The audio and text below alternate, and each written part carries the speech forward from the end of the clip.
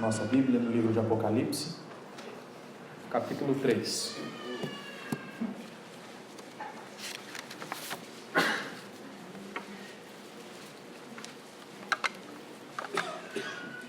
Apocalipse, capítulo 3.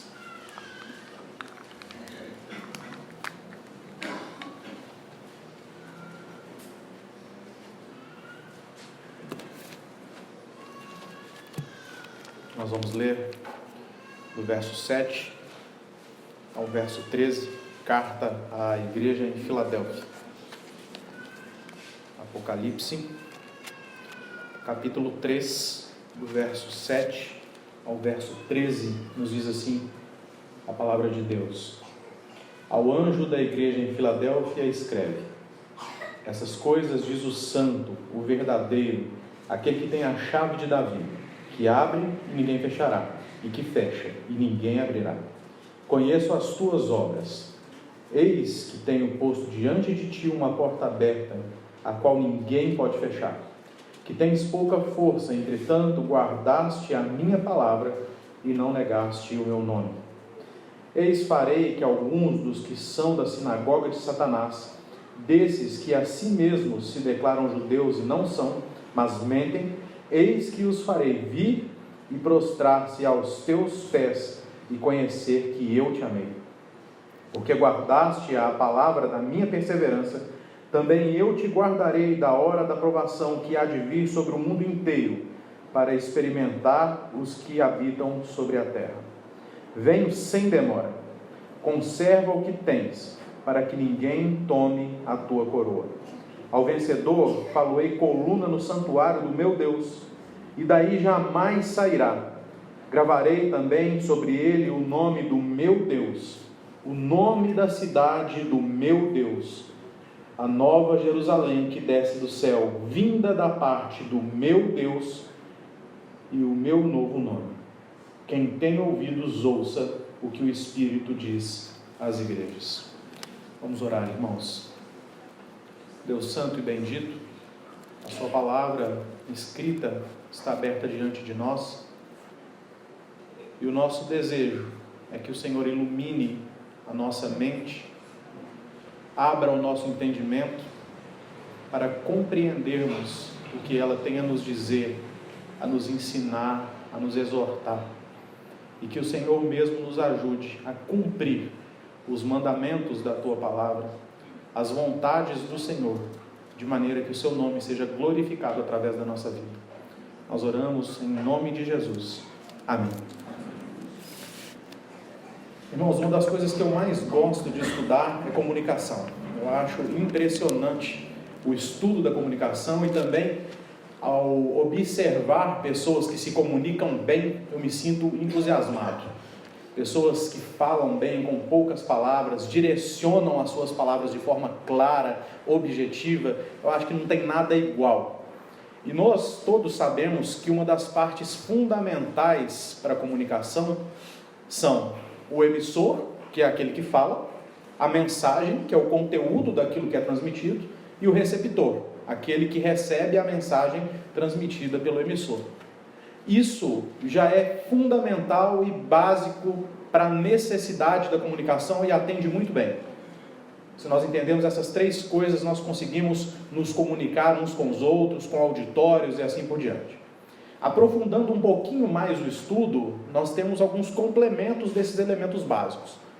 O primeiro deles talvez seja o código, isso é, como a mensagem vai ser transmitida. Por um desenho, pela escrita, pelas palavras. Há diversas formas de transmitir a mensagem que se quer transmitir. Depois disso, nós podemos também pensar sobre o canal. Isso é, qual o veículo que vai conduzir a mensagem a ser transmitida. Um livro, uma música, isso é, pelas ondas do rádio, um vídeo. Existem várias formas da comunicação atingir o público-alvo, o objetivo dela. Há também algumas coisas que atrapalham a comunicação e fazem parte do estudo. São conhecidos como bloqueios. Isso é, são os ruídos, e são também aquilo que nós podemos dizer como barreiras. coisas que impedem que a mensagem chegue limpa, objetiva, até aquele que tem que recebê-la. O texto que nós lemos se enquadra muito bem nos princípios básicos de comunicação. Nós temos um emissor, aquele que fala alguma coisa. Nós temos a mensagem, o conteúdo daquilo que é falado. E nós temos também um receptor, aquele a qual a mensagem está sendo destinada, o objetivo da mensagem ser atingida. E é interessante que nós temos também um código, a escrita, e nós temos um canal que é um livro. No entanto, quando se trata da palavra de Deus e da mensagem que Ele dá, não há nenhum tipo de bloqueio, não há ruídos, não há nenhum tipo de impedimento para receber essa mensagem, porque a mensagem de Deus ela é muito objetiva, ela é muito clara, ela é muito lúcida, ela é sim para sim e não para não, e só. Assim, eu queria pensar no texto de hoje, irmãos, como aquele que fala alguma coisa, aquilo que ele fala e a quem ele fala. Quem fala é aquele que tem a autoridade messiânica. O que ele fala sobre o conhecimento que ele tem sobre a igreja, o seu reconhecimento sobre ela, sobre exortação e sobre promessa. E ele fala às igrejas. Tudo isso monta uma estrutura muito compreensível de comunicação básica. E a mensagem implícita aqui e também explícita aqui é muito simples, muito direta e muito objetiva. Muito bem. A igreja de Filadélfia, situada na cidade de Filadélfia, e que, sendo traduzido mais literalmente, cidade do amor fraternal, era uma igreja que não experimentava tanto do amor fraternal, uma vez que aqueles cristãos que estavam na igreja em Filadélfia sofriam perseguição daqueles que eram judeus e utilizavam ainda as sinagogas para os seus cultos. A cidade era uma cidade com portas abertas, pelo qual o comércio, a cultura e a linguagem entravam e também saíam e espalhavam-se da Grécia até a região da Macedônia, Ásia Menor, Síria. Além disso, a própria propagação do Evangelho dava-se pela entrada e saída dessa cidade com as suas portas abertas. Muitos povos passavam por ali e também ouviam a mensagem de salvação. Isso num contexto de que a cidade ainda adorava divindades gregas. Inclusive, em Filadélfia havia um templo do deus mais poderoso dos gregos, Zeus. Uma cidade idólatra, presa de fato à idolatria, mas que ainda havia ali um povo fiel, um povo que ouviu a mensagem do Evangelho, guardava essa mensagem e também propagava essa mensagem. Pesquisando sobre o texto, eu vi que ainda existem muitas evidências da influência cristã em Filadélfia, porque foi a igreja que permaneceu fiel ao Senhor Jesus por muitos séculos. Até mesmo quando o Islã se tornou dominante na região, ainda haviam igrejas ali. Na primeira parte do século XX, 5 congregações cristãs ainda estavam florescendo em Filadélfia. E de todas as 7 igrejas na província da Ásia, apenas a de Filadélfia sobreviveu aos séculos. Não é à toa que a igreja de Filadélfia é uma das igrejas às quais o Senhor se dirige aqui em Apocalipse, que não recebe nenhum tipo de censura. Ele não tem nada contra essa igreja. Nós vamos falar um pouquinho disso mais tarde. Mas quem escreve a igreja, quem fala a igreja, é aquele que tem a autoridade messiânica. E isso é importante para a igreja no contexto em que eles estavam vivendo. Perseguidos pelos judeus que esperaram por tanto tempo o Messias e não reconheceram o Messias quando ele veio. E agora perseguem aqueles que creem no Messias. E por isso o verso 7 é importante para dizer quem está falando essas coisas. Essas coisas diz o santo, o verdadeiro, aquele que tem a chave de Davi, que abre e ninguém fechará, e que fecha e ninguém abrirá. Os títulos que são entregues aqui são completamente simbólicos e importantes para todos nós, inclusive e principalmente para aqueles que estavam lendo a carta pela primeira vez. Primeiro, aquele que é santo. Desde o Antigo Testamento, o Senhor chama os seus para serem como Ele. E Ele diz: sejam santos, porque eu sou santo. No Novo Testamento, isso é replicado, inclusive, pelo apóstolo Pedro. Aquele que é santo faz com que tudo que proceda dele seja também santo e para a santificação. Por isso ele se identifica assim à igreja. Ele diz também que é aquele que é verdadeiro, e por isso tudo que procede dele é verdade, e não é só uma verdade em oposição à mentira, mas uma verdade suprema, que não há sobre ela oposição alguma. Aquele que é verdade absoluta, aquele que não tem sombra de variação, aquele que despeja através dos seus lábios e das suas atitudes uma verdade completa. No entanto, o título mais importante entregue aqui no verso 7 é de que ele é aquele que tem a chave de Davi. Esse fato é o de maior destaque aqui no texto. Se nós olharmos para Isaías 22, na profecia de Isaías, e naquilo que Isaías está escrevendo de fato, para o contexto da sua época, nós vamos ver que Eliaquim, filho de Eliquias, nos tempos do rei Ezequias, recebe a chave da dinastia de Davi sobre o seu ombro. E então ele recebe poder administrativo sobre Jerusalém e sobre Judá, ou seja, toda a região onde se encontra o povo ao qual Deus chamou em Abraão. Ver isso aqui se repetindo agora, traz a nós o entendimento de que Eliaquim era um protótipo daquele que de fato seria o administrador, o rei absoluto e poderoso sobre todo o povo de Deus, a saber, o Senhor Jesus Cristo, o Messias, o ungido, aquele que de fato recebe vocação poderosa para exercer poder sobre todas as coisas. Ele tem autoridade messiânica, a autoridade provinda da unção de Deus.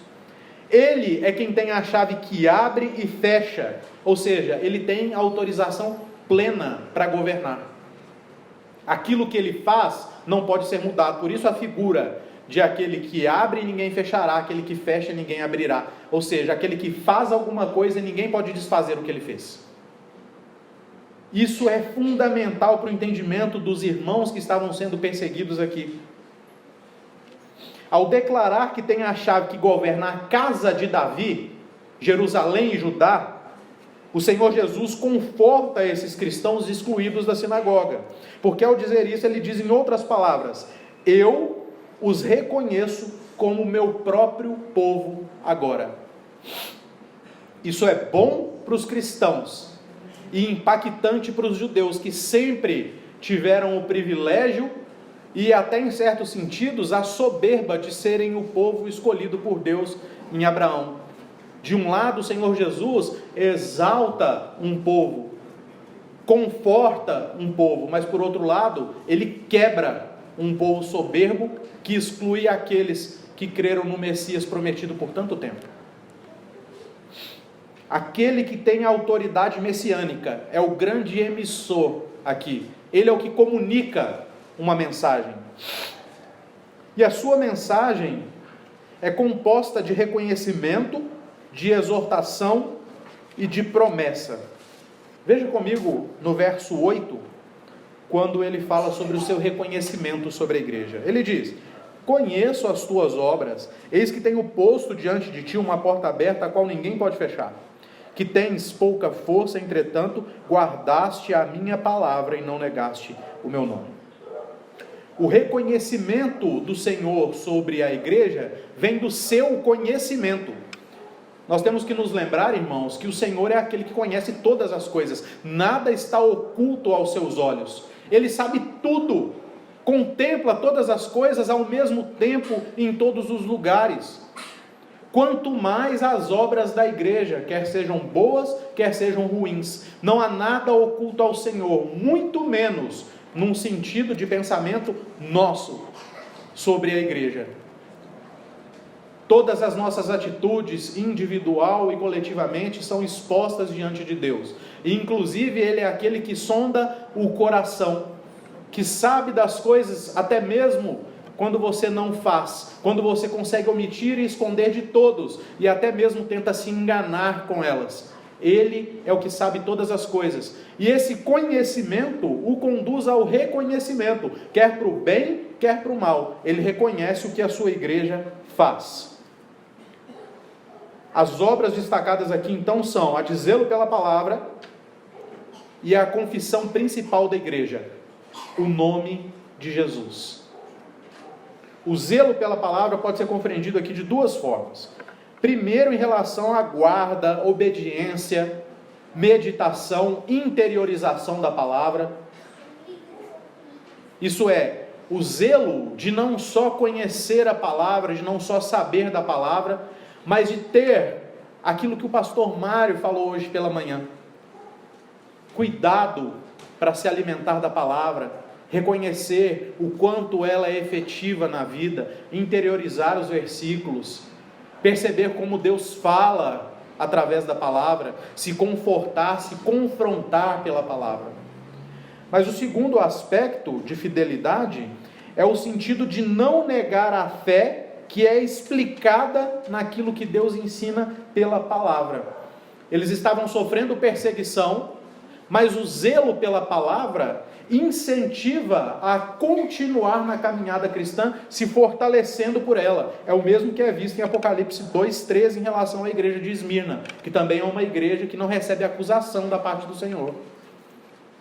Então o aspecto de importância da palavra é ressaltado, é reconhecido pelo emissor da carta, a saber, o Senhor. E o segundo meio de compreendermos esse zelo da pregação, esse zelo da palavra, implícito à forma como eles praticam, é que todo aquele que ama a palavra, todo aquele que interioriza a palavra, que medita na palavra, também prega. Ele não guarda a palavra só para si, porque ele sabe tão bem da efetividade dela, ele vive ela com tanta verdade, ele já foi confrontado e confortado tantas vezes por aquilo que a palavra fala, que ele sabe que ela é efetiva para todas as coisas na vida de todos. Por isso o assunto principal do crente é a palavra de Deus. Quando alguém te procura pedindo um conselho, a primeira coisa que você fala para ele é da palavra. A primeira coisa que você exalta é a palavra. Então o sentido de pregação também está implícito aqui nesse segundo aspecto da obediência, do zelo à palavra, é o zelo da pregação. E isso pode ser ressaltado na informação contida entre os traços aqui no texto. Eis que tenho posto diante de ti uma porta aberta, a qual ninguém pode fechar. Porta da pregação da palavra. A gente pode conferir isso em alguns textos. Por exemplo, em 1 Coríntios 16:9, o texto mostra uma porta para o trabalho se abrindo para o apóstolo Paulo, bem como a existência de adversários. Uma situação parecida com a da igreja de Filadélfia. A porta está aberta para pregação, para propagação, mas também tem perseguição. E perseguição por parte daqueles que preservaram a palavra durante muito tempo. Se a gente vê em 2 Coríntios 2:12, o apóstolo Paulo diz que o Senhor abriu uma porta para a pregação da palavra em Troade. E por fim, dirigindo-se aos Colossenses, Paulo ensina que eles devem suplicar a Deus para que Ele abra porta à palavra, a fim de que Ele possa falar sobre o mistério de Cristo. Então, aqueles que conhecem e absorvem a palavra, automaticamente vão pregar. E quem tem colocado essa porta aberta aqui, é o Senhor. Ele é aquele que abre e ninguém fechará. Como eu disse no contexto da carta, ainda no século XX, haviam congregações cristãs florescendo em Filadélfia. Ninguém fecha. O Islã tomou toda aquela região. A região já era idólatra, mas até hoje permanece a igreja do Senhor. Durante muitos anos, nada dessas coisas, nenhuma delas, abalaram, porque a porta à pregação estava aberta. Além disso, é ressaltado no verso 8 que eles não negaram o nome de Jesus. Essa negação evitada se dá no aspecto da própria fidelidade à palavra, que é cristocêntrica. A palavra fala de Cristo e conduz para Cristo. E quando nós nos omitimos de absorver a palavra ou de pregar a palavra, nós estamos nos omitindo de Cristo, estamos negando o nome do Senhor. Quando nós percebemos, chegamos à conclusão de que há coisas mais importantes e que ressaltam melhor do que a palavra para a nossa vida e para a vida do próximo, nós estamos dizendo, entre outras palavras, que Jesus Cristo não é suficiente, que Ele é suficiente para a nossa salvação, para alguma parte da nossa vida, mas em outras Ele não consegue lidar, nós temos que procurar outros meios. Um outro sentido para isso aqui também no texto, é em especial a ideia de terem persistido na fé em Jesus Cristo com tanta perseguição. A condição dos judeus era tão somente: neguem o nome desse Messias, que vocês dizem ser, mas não é, e está tudo resolvido, a perseguição acaba. Mas eles preferem a perseguição do que negar o nome do Senhor. Por isso o texto diz: não negaste o meu nome. Era muito mais fácil.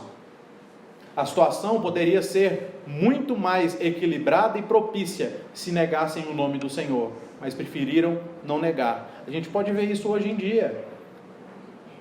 Talvez você tenha sido, por algumas vezes, censurado por ser crente e confessar o nome do Senhor. Talvez oportunidades tenham sido perdidas, tenham passado, porque você confessa o nome do Senhor. E inclusive para a sua própria vida prática, talvez, e isso aos olhos do mundo, seja mais fácil não servir ao Senhor, porque você resolve qualquer coisa de qualquer jeito. Mas não, nós não negamos o nome do Senhor, e isso está relacionado à sua palavra e o nosso modo de vida. O segundo assunto da mensagem é a respeito da exortação, e essa exortação ela é mútua, ela vai do verso 9 ao verso 11. Ela vai aos judeus que estão perseguindo e também vai à igreja sendo perseguida. O comentarista William Hendrickson comenta o Novo Testamento, e também o Simon Kistemaker, dizem o seguinte: judeus que se convertiam ao cristianismo não eram mais tolerados nas sinagogas, depois da destruição do templo e da cidade de Jerusalém em 70 d.C. 2 décadas mais tarde, os líderes judeus se reuniram em Jâmia para definir o cânon das Escrituras e formular as assim chamadas 18 bem-aventuranças. Eram 18 orações. A 12ª petição dessa oração pronuncia uma maldição sobre aqueles que eram considerados apóstatas. Agora percebam o que era dito sobre os judeus que se convertiam e sobre os gentios que se convertiam, isso é, os cristãos. Que não haja esperança para os apóstatas, e que desarraigues rapidamente o reino da insolência em nossos dias, e que os cristãos e os outros heréticos pereçam num instante, que sejam apagados do livro da vida, e que não sejam inscritos com os justos. Louvado sejas, ó Senhor, que humilhas estes insolentes. É assim que os cristãos eram vistos.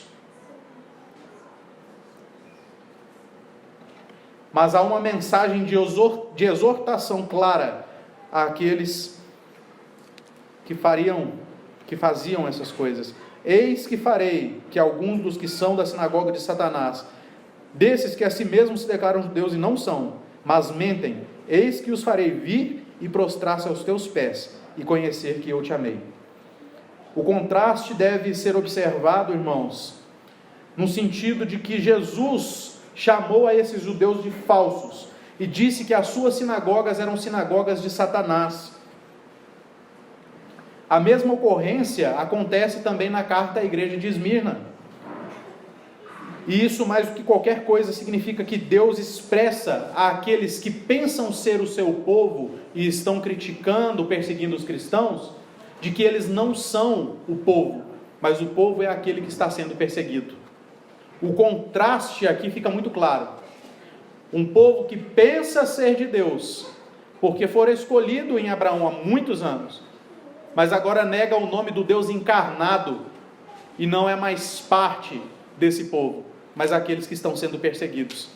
Aqueles que, inclusive, em sua maioria, gentios, não carregavam consigo as tradições religiosas, não carregavam com si um conhecimento tão grande quanto os judeus tinham sobre o Pentateuco, mas tão somente por confessarem o nome de Jesus Cristo, eram enraigados ao Senhor Jesus Cristo e ao seu reino.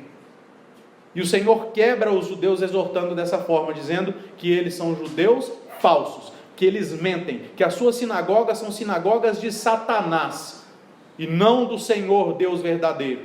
E que eles serão humilhados, porque eles serão trazidos e serão colocados aos pés daqueles a quem perseguem. E conhecerão que o Senhor ama aos cristãos. Mas percebam, irmãos, aos nossos olhos, parece muito mais humilhante ser trazido e colocado prostrado de joelhos.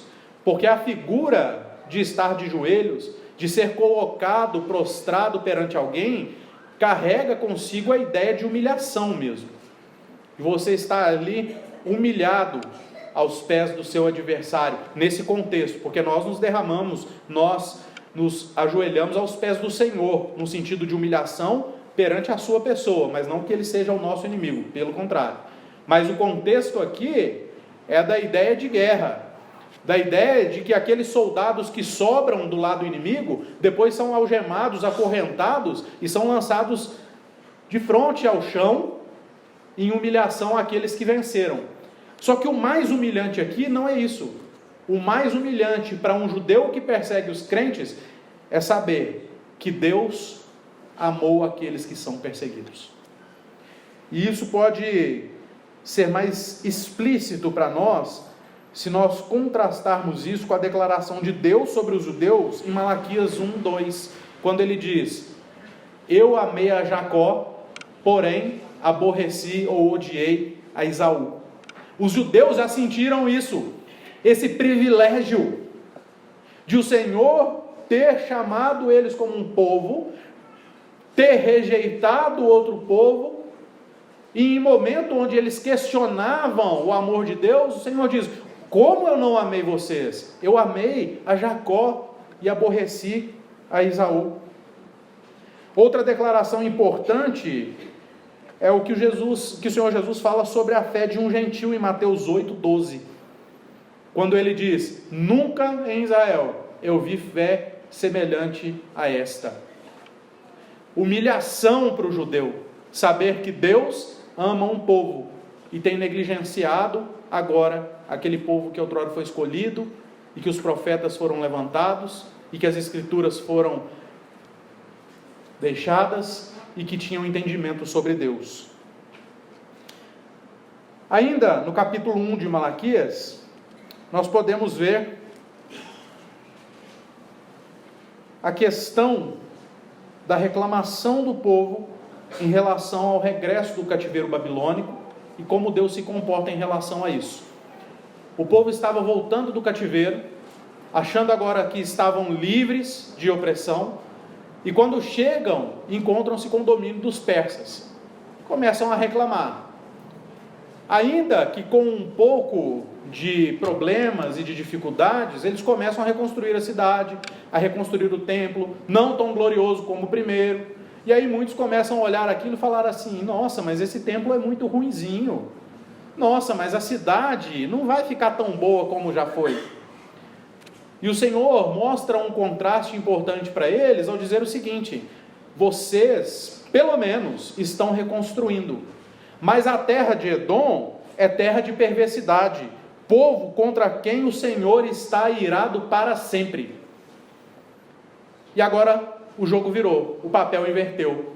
O que o Senhor Jesus está dizendo é: eu estou irado para sempre com vocês, porque vocês perseguem aqueles que confessaram o meu nome na minha pessoa encarnada na figura do Filho. Exortação aos judeus. Mas por fim, ele ainda diz que virá sem demora E agora ele exorta aqueles que são crentes, dizendo: conserva o que tens, para que ninguém tome a sua coroa. Conserva o que tens em mim mesmo. Se a gente olhar para Tiago 1,12, a gente vai ver que tem uma promessa de que ao vencedor receberá a coroa, que está preparada. O apóstolo Paulo, escrevendo a Timóteo, diz: combati o bom combate, completei a carreira, guardei a fé, agora a coroa da justiça já me está imposta. Eu estou esperando receber aquilo que Deus tem para mim. E a exortação aqui é: cuidado, para que não perca a sua coroa. Ele fala da coroa a qual o próprio Senhor conquistou e dá aos seus eleitos, uma vez que eles perseveram naquilo que o próprio Cristo os dá. Agora percebam a bondade de Deus aqui, irmãos. É o Senhor Jesus Cristo que conquista a coroa. É o Senhor Jesus Cristo que promete a coroa à igreja que não fez nada para conquistá-la. É o Senhor Jesus Cristo que dá a coroa. E Ele exorta para que a igreja não perca. Só que é Ele que fortalece a igreja para que a igreja não perca a coroa. Percebam a bondade de Deus em contraste àquilo que Ele está dizendo aos judeus que perseguiam os crentes. Ele está exortando a igreja positivamente. A exortação contida aqui pode ser mais objetiva. O que o Senhor Jesus Cristo diz é: vocês não são uma igreja perfeita, por isso, continuem em vigilância em suas obras para que não caiam. A igreja em Filadélfia e a igreja em Esmirna não tem acusações contra elas no livro, mas elas não são perfeitas. E aqui eu ressalto mais uma vez o que eu sempre digo aos irmãos sobre santificação. Santificação não é deixar de pecar, é buscar não pecar e se arrepender quando acidentalmente peca. É isso que o Senhor espera da igreja. E é nisso que Ele fortalece a igreja. E é isso que Ele está dizendo para a igreja aqui. Vocês não são perfeitos, não há perfeição nenhuma em vocês. Por vocês mesmos, vocês não resolvem as coisas. Tem problema aí, embora eu não tenha os exortado em relação ao problema. Mas continuem assim para vocês não perderem a coroa, o galardão, aquilo que é prometido a cada um de vocês. E assim, no verso 12, nós temos o último conteúdo dessa mensagem, um conteúdo de promessa. Assim como todas as igrejas de Apocalipse, o Senhor no final diz: ao vencedor darei, quer as igrejas tenham problemas ou não, quer ele tenha acusação contra elas ou não. E assim como o Senhor faz promessas de galardão aos que mantiverem-se fiéis a Ele em meio às perseguições, a gente pode se lembrar do Sermão do Monte, quando Ele diz: bem-aventurados sois quando forem perseguidos por meu nome. Grande é o galardão de vocês nos céus, porque assim fizeram com os que vieram antes de vocês. Ele faz aqui da mesma forma. A sua promessa não é nada mais, nada menos do que fazer a igreja ser parte do templo de Deus na sua edificação. Veja o verso 12: ao vencedor falo-ei coluna no santuário do meu Deus, e daí jamais sairá. Integração do povo com o próprio Deus eternamente. Dois momentos da história da humanidade retratada nas Escrituras podem ser lembrados aqui, um passado e um futuro. O primeiro momento é o da encarnação, descrita em João 1. No princípio era o Verbo, e o Verbo estava com Deus, e o Verbo era Deus, e todas as coisas foram feitas por meio dele. E o texto segue até que um momento diz: e o Verbo se fez carne e habitou entre nós, cheio de graça e de verdade. Esse momento mostra a realidade, a verdade, a possibilidade verdadeira de todos aqueles que creem no nome de Jesus Cristo e têm o direito de serem chamados filhos de Deus, de serem com Ele um só eternamente. A ideia de habitou entre nós é a ideia de tabernáculo, aonde era a tenda da habitação. Uma palavra que não existe, mas seria o termo perfeito para definir o habitou entre nós e tabernaculou entre nós, fez morada santa junto com o seu povo. E o segundo momento, que está completamente entrelaçado a isso, é o revelado em Apocalipse 21, de 1 a 8. Eis que vi, descendo do céu,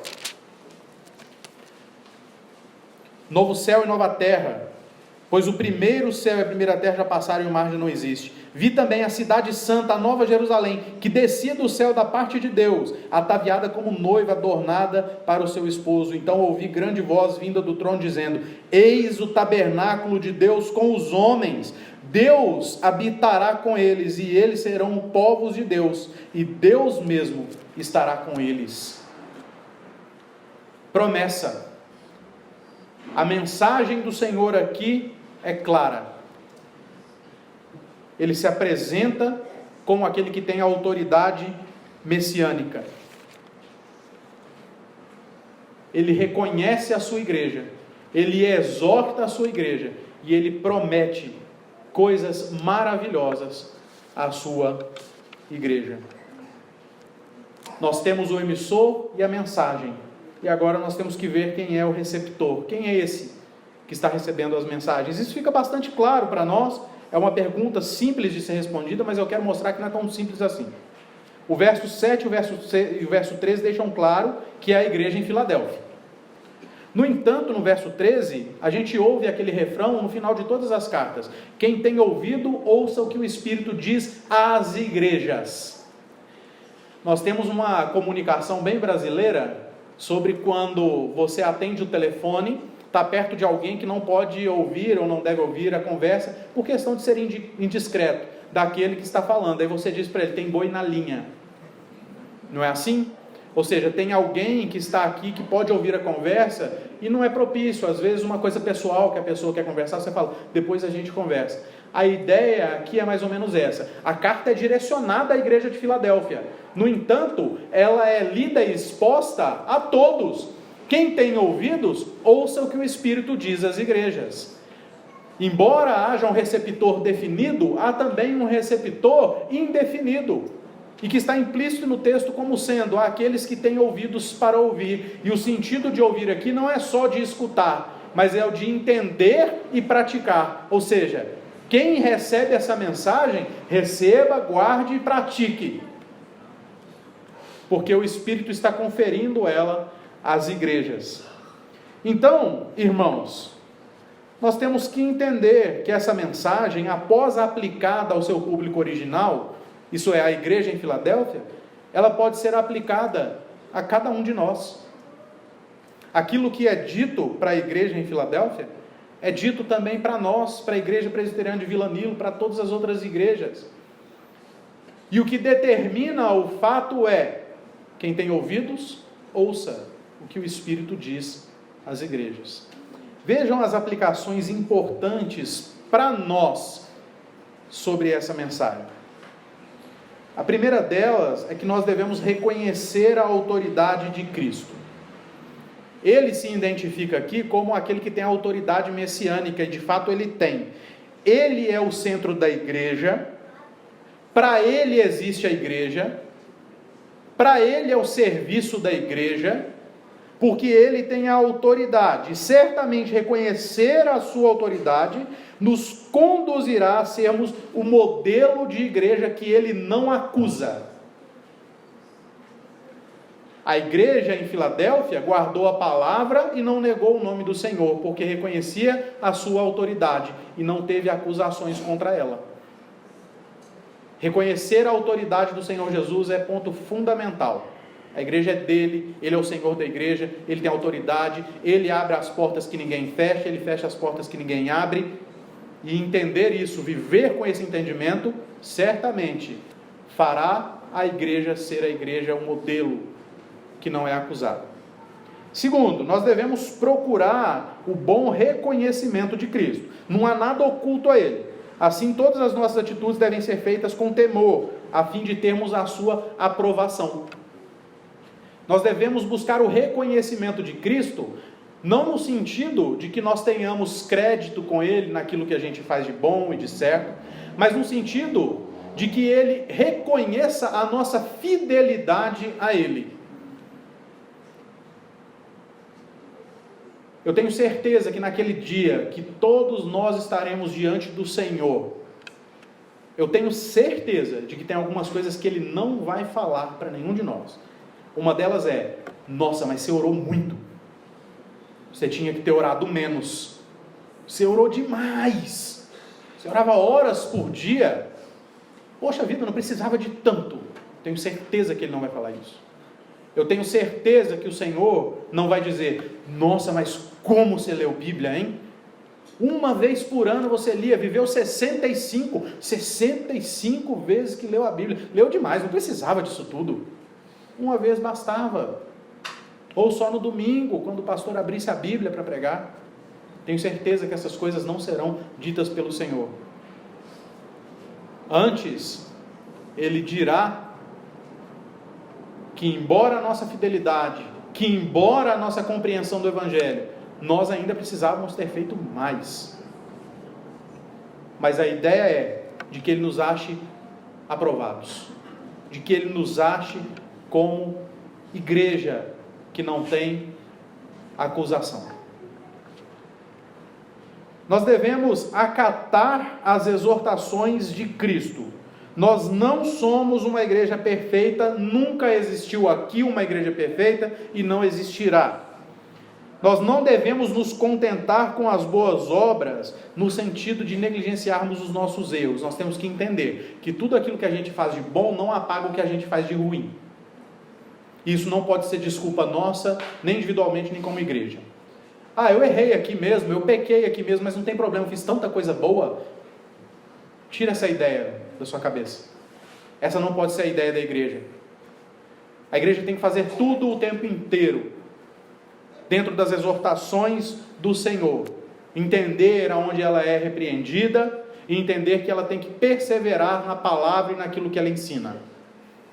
Então não adianta dizer: a nossa igreja tem defasagem mesmo na reunião de oração, o pessoal não ora muito, frequência também não é muito boa, mas é o seguinte: todo mês a gente junta ali na porta e distribui 15 cestas básicas, então está compensando. As duas coisas são importantes, as três coisas são importantes. A tarefa da igreja é muito bem definida e ela tem que vigiar dentro da exortação do Senhor para não cair. E por fim, irmãos, nós devemos nos firmar nas promessas de Cristo. Cristo comprou a igreja, sustenta a igreja e Ele vai presentear a igreja no fim, por Ele mesmo. E ao olharmos para tudo que foi feito pela igreja no decorrer da história, ao olharmos para a própria igreja de Filadélfia, que com tanta perseguição resistiu, ao olharmos para o que Deus faz na igreja hoje, nós temos tudo para crer no que Ele ainda fará. Passado e presente são testemunhas da fidelidade de Deus para com a sua igreja e são prévias daquilo que Ele fará com ela no futuro. Todos os mártires, todos aqueles que sofrem perseguição, mas não abandonam o nome do Senhor, embora sofram aqui, como a gente vê tantas vezes, receberão promessa do Senhor e serão parte do tabernáculo de Deus com os homens, morada eterna, e estarão sempre com o Senhor. Há uma promessa de vida para a igreja fiel. E assim, irmãos, eu concluo dizendo que nós podemos nos familiarizar com a igreja de Filadélfia por sermos de fato igreja fiel ao Senhor. Aquilo que o Senhor disse à igreja em Filadélfia é o que Ele diz para nós. Mas eu quero finalizar de fato o sermão com uma pergunta. Se nós olharmos para nós, hoje, individualmente e como igreja, nós podemos dizer que somos uma igreja a qual o Senhor não tem acusação? Eu não estou dizendo uma igreja perfeita, nem uma igreja sem pecado, mas uma igreja fiel. Crentes fiéis. Nós podemos nos apropriar das palavras de Deus aqui em Apocalipse, com verdade, com convicção de que, independente das coisas, nós temos sido firmes, fiéis e não negado o nome do Senhor em nenhuma hipótese. Esse é o desafio para nós, irmãos. Para que a Igreja Presbiteriana de Vila Nilo não complete só 44 anos, mas 88 anos, 100 anos, 150 anos, quantos anos forem possíveis até a volta do Senhor, mas não só como um número, não só como paredes, mas como uma igreja que se acha fiel diante de Deus, contra quem Ele não tem acusação. Que Deus aplique a sua palavra profundamente no nosso coração, nos abençoe e nos faça cada vez mais igreja dele. Amém.